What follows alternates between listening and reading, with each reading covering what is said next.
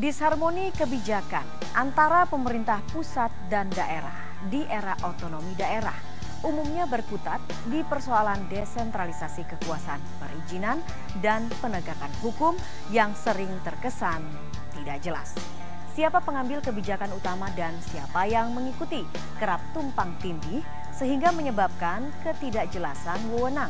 Banyak contoh ketidakselarasan kebijakan perundang-undangan di berbagai bidang yang menciptakan tumpang tindih otoritas. Yang terjadi kemudian, pemerintah pusat dan daerah sama-sama kesulitan bertindak dalam melakukan perlindungan, perencanaan, pengelolaan, pengawasan, penegakan hukum, juga aksi pemulihan.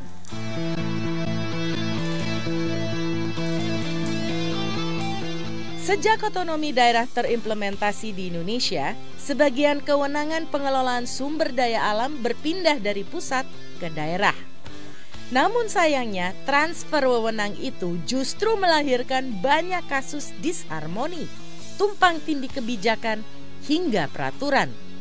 Yang banyak terjadi adalah kisruh dalam bidang perizinan, pembagian kewenangan, hingga benturan kepentingan politik dan kapital.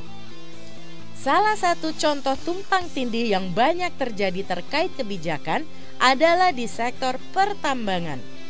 Tumpang tindih izin pertambangan antara pemerintah pusat dan pemerintah daerah seolah menjadi hal yang jamak di negeri ini, terutama di setiap daerah kaya cadangan mineral dan batu bara. Disharmoni yang menjurus pada kekisruhan berputar di soal pemberian lisensi atau konsesi pertambangan. Yang nampak di permukaan adalah kesan kasat mata bahwa pusat dan daerah sama-sama berebut jatah kue pengelolaan sumber daya alam. Pada akhirnya, iklim investasi di sebuah daerah kaya sumber daya alam dilanda konflik antara pemerintah daerah, pusat, dan pengusaha. Padahal, jika saja ada pemetaan yang jelas dan tegas atas daerah-daerah tersebut, tidak akan ada aksi saling serobot pemberian izin hak atau kuasa eksplorasi.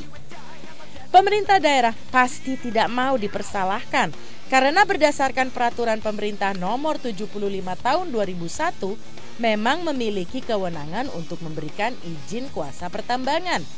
Hal itu diperkuat oleh Undang-Undang nomor 32 tahun 2004 tentang pemerintahan daerah sebagaimana telah diubah dalam Undang-Undang nomor 12 tahun 2008 yang memberikan kewenangan bagi daerah dalam hal pengelolaan pertambangan di daerah.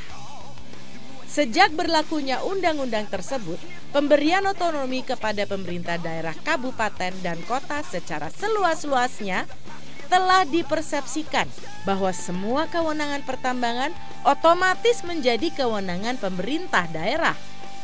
Penguatan wewenang pemerintah daerah bertambah oleh Undang-Undang Nomor 4 Tahun 2009 tentang mineral dan batu bara.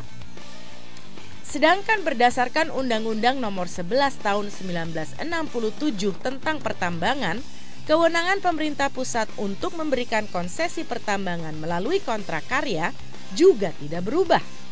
Persoalan inilah yang menimbulkan tumpang tindih kewenangan yang lantas mengakibatkan overlapping izin pertambangan.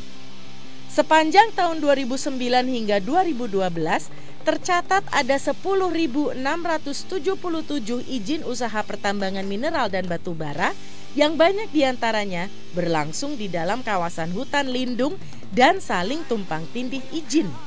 Sementara luas lahan yang menjadi lokasi eksplorasi masif akibat tumpang tindih izin mencapai hampir 4 juta hektar.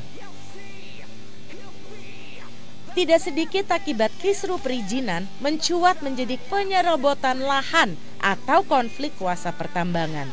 Yang menjadi puncak keprihatinan adalah bahwa yang terus menjadi korban adalah masyarakat dan lingkungan di sekitar pusat konflik. Mereka yang tumbuh dan besar pada kawasan sekitar tambang harus siap menjadi langganan banjir, sungainya tercemar, jalan-jalannya rusak dan berdebu sehingga beresiko terkena penyakit pernafasan. Belum lagi semakin sulitnya sumber ekonomi bersamaan hilangnya wilayah kelola warga. Persoalan-persoalan degradasi kualitas kehidupan masyarakat dan rusaknya lingkungan seperti inilah yang selalu luput dari perhatian pihak yang berebut keuntungan dan kekuasaan. Tanpa ada pengawasan yang ketat, penegakan hukum atas pelanggaran aturan, serta upaya pemulihan dampak buruk ekosistem yang kemudian terus berlangsung adalah otonomi daerah yang kebablasan. Betapa rumitnya persoalan membuat pusat dan daerah selalu seia sekata dalam wacana dan tindakan. Jika hal itu terus terjadi, pelaksanaan beragam aturan, program, dan kebijakan publik menjadi terpinggirkan. Kalau tidak mau dibilang mangkrak, tiada kejelasan. Dampak buruknya, permasalahan akan menjadi semakin kompleks dan rumit ketika pada akhirnya tercipta pelanggaran hukum tanpa ada kekuatan hukum yang tegas dan jelas dari setiap kebijakan yang dikeluarkan oleh pemerintah.